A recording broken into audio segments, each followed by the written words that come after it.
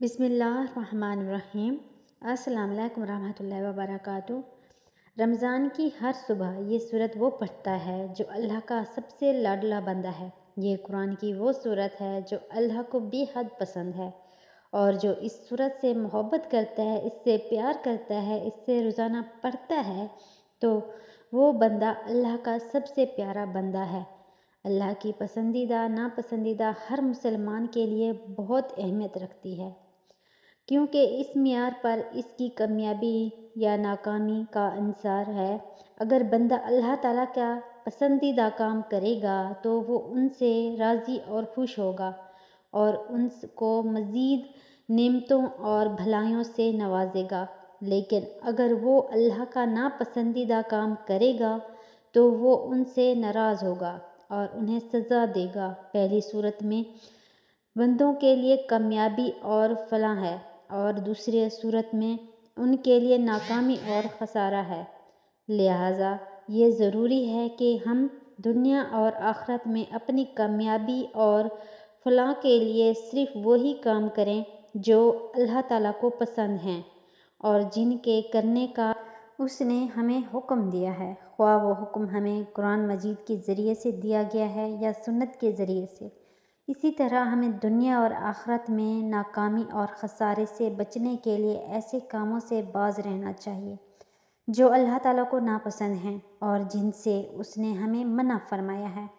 تو رمضان المبارک میں جو یہ سورت پڑھے گا، جو کہ اللہ پاک کی محبوب سورت ہے، تو انشاءاللہ دنیا اور آخرت کی نعمتوں سے مالا مال ہوں گے۔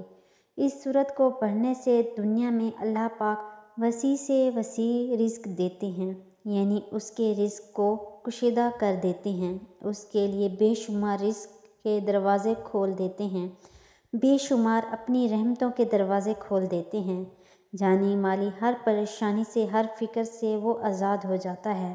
جب یہ سورت پڑھنے والا اس دنیا سے رخصت ہوتا ہے، اس کے جنازے میں فرشتے آتے ہیں، تو کتنے خوش نصیب ہیں وہ بندہ کہ جس کی نماز جنازہ میں ہزاروں فرشتے ہیں دعائے رحمت کرنے کے لیے، اس کی میت کی بخشش کی دعا کی کوشش کے لیے۔ تو رمضان کی ہر صبح صرف 10 مرتبہ اس سورت کو لازمی پڑھیں۔ تو ناظرین، یہ چھوٹی سی سورت سورہ اخلاص ہے۔ نبی پاک صلی اللہ علیہ وسلم نے فرمایا، سورہ اخلاص 3 مرتبہ جو پڑھے گا تو ایک قرآن کے برابر ثواب ملے گا۔ تو سوچیں، اگر آپ رمضان میں 10 مرتبہ سورہ اخلاص روزانہ صبح پڑھیں گے تو آپ کتنے زیادہ قرآن ختم کر دیں گے۔ جو لوگ رمضان میں پورا قرآن ختم نہیں کر سکتا، وہ سورہ اخلاص کو کثرت سے پڑھے۔ اللہ تبارک و تعالیٰ کا فضل بڑا وسیع ہے، اور اللہ تعالیٰ نے اس امت پر بڑا فضل و کرم کیا ہے کہ اس کی عمر کم ہونے سے اور چھوٹے سے چھوٹا کام پر بہت ہی زیادہ اجر ثواب رکھا ہے۔